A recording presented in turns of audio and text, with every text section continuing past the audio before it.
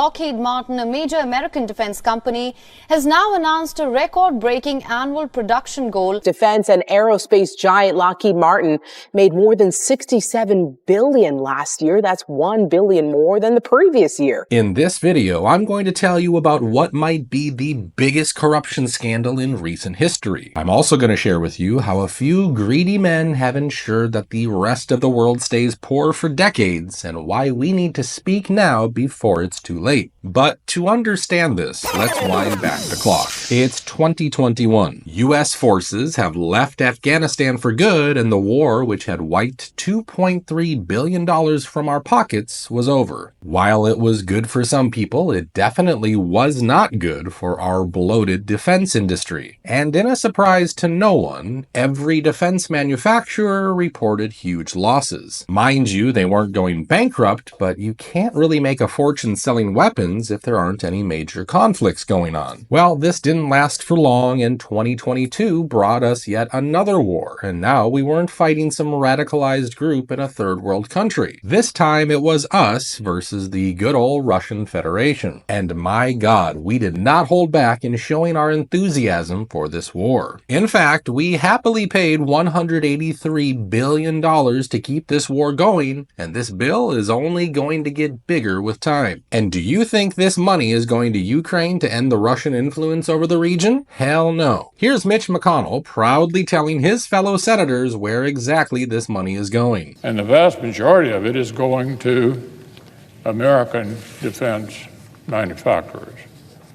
This includes funding to expand production lines of munitions needed by the U.S. military as well as vulnerable allies in both Asia and Europe who want and need American weapons. The man couldn't have said it more clearly. The money we're supposedly sending to Ukraine is going to our own defense manufacturers. More specifically, he's talking about Raytheon, whose profits doubled within just a year of this war. One of its executives even proudly claimed that the Russian invasion of Ukraine had boosted demand for its products as governments raised defense budgets. And when Raytheon is making money, you can pretty much be certain that Lockheed isn't going to be far behind. In fact, one publication even reported that Lockheed Martin profits more from war than any other company on earth. This is an open secret, and people have been talking about this money trail for a while now. I mean, RFK Jr. was condemning these companies all the way back in January, but no one was really listening then. This is a war that should have never happened. It's a war the Russians tried repeatedly to settle on terms that were very, very beneficial to Ukraine and us. The major thing they wanted was for us to keep NATO out of the Ukraine. The big military contractors want to add new countries to NATO all the time. Why? Because then that country has to conform its military purchases to NATO weapon specifications, which means certain companies, Northrop Grumman, Raytheon, General Dynamics, Boeing, and Lockheed, get a trapped market. In March of 2022, we committed $113 billion. Just to give you an example, we could have built a home for almost every homeless person in this country. We then committed another $24 billion since then, 2 months ago, and now President Biden's asking for another $60 billion. But the big, big expenses are going to come after the war, when we have to rebuild all the things that we destroyed. Mitch McConnell was asked, can we really afford to spend $113 billion to Ukraine? He said, don't worry. It's not really going to Ukraine. It's going to American defense manufacturers. Not a single legacy media company reported this speech, well, because it's just not in their interest, my friends. In this same speech, RFK Jr. also said this. So Tim Scott, during the Republican debate, said, don't worry, it's not a gift to Ukraine, it's a loan. So raise your hand if you think that that loan's ever getting paid back. Yeah, of course it's not. So why do they call it a loan? Because if they call it a loan, they can impose loan conditions. And what are the loan conditions that we impose on? Number one, an extreme austerity program, so that if you're poor in Ukraine, you're going to be poor forever. Number two, most important, Ukraine has to put all of its government-owned assets up for sale to multinational corporations, including all of its agricultural land, the biggest single asset in Europe. In Ukraine, there's been 1,000 years of war fought over that land. It's the richest farmland in the world. It's the breadbasket of Europe. 500,000 kids almost, Ukrainian kids, have died to keep that land as part of Ukraine.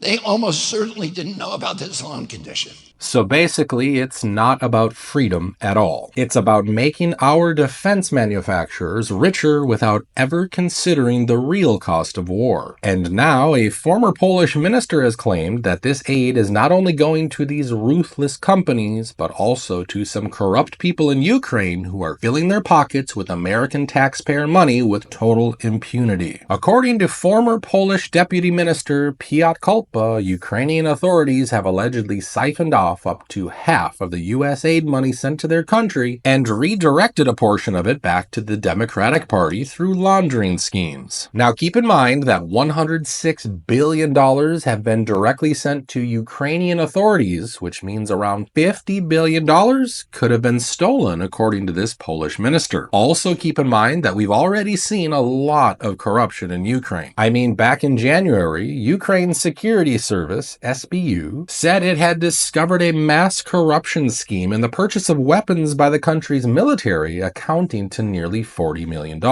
And less than a month later, a watchdog reported that the Pentagon did not properly track $1 billion worth of military equipment sent to Ukraine. And while we're giving a foreign country hundreds of billions of dollars in aid and equipment without the best supervision, things in our own backyard are worse than ever. We're out in Burnsville right now, laying down some hay for some of these families who lost their homes and are unfortunately living in these tents. Clint over here, as you can see, it is a freaking muddy mess over here. So we're helping them out, getting some of this hay on the ground. Hopefully it'll make it a little more solid for them. And all these groups are coming down here, and it's a nice thought. Yeah. And they're building these tiny homes that don't have to be inspected. So it's a shed with an outlet. They do have to be inspected. We're finding that out. Mm-hmm. And in fact, we had a person to donate 100 of them down in Barnesville, and we got 25 of them put up, for people to live in, and which was better than the dirt. Well, of course. And so they were living in them, and the county comes in and says they won't pass inspection. You can't do it. Yeah. So we got 75 of them sitting down there that won't, that we can't do nothing with. And we know I know like volunteers that have been coming in like every other week, every weekend, things like that are coming back, and they're bringing all this material, all these tools. They've got like already kits pretty much cut out. Yeah.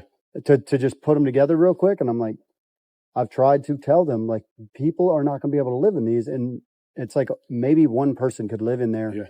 And it's not living. It's better than a tent. Right. I mean, it is better than a tent for sure. Just imagine living in a tent on muddy ground in winter, knowing full well that your government has the money to help you, and yet they will not. And if you're still wondering who's really winning in all of this, well, I'll once again let RFK do the talking. They've already sold 30% of it. The buyers were DuPont, Cargill, and Monsanto. Who do you think owns all of those companies? Yeah, BlackRock. And then in December, President Biden gave out the contract to rebuild Ukraine.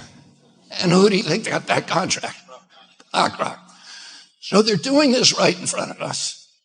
They don't even care that we know anymore. I know BlackRock has become this demonic shadow that always seems to loom over every tragedy, but this time around, their fingerprints are everywhere. Remember those defense manufacturers? Who do you think owns them? Well, I won't even ask you to take a guess, because you already know it's BlackRock with State Street and Vanguard. And the same is true for Raytheon and every other weapons manufacturer. And let me also make this very clear, these companies are bipartisan. They will support candidates from both parties as long as they're getting what they want. And this war with Russia seems like their latest project, and they won't give it up so easily. They don't even care that this might lead to a world war, because at the end of the day, 1%ers won't be standing on the front lines. It'll be a kid from some small town who's just joined the military so he could pay for college. Now, Donald Trump's national security advisor Mike Waltz had said in a recent interview that we need to bring this to a responsible end. We need to restore deterrence, restore peace, and get ahead of this escalation ladder rather than responding to it. He also said that President Trump is incredibly concerned about the carnage that is taking place there. This gives us a little bit of hope for a possible end to this madness. However, as much as I would like to believe that Donald Trump wants to end this war, I also have to remind you that it can only happen if people like you and I raise our concerns in any way we can. So share this video with as many people as you can, because there are still so many Americans who don't even know that they're getting robbed in broad daylight by these greedy corporations. Also, feel free to share your thoughts in the comments section below. As always, thank you so much for watching, and I'll see you in the next one.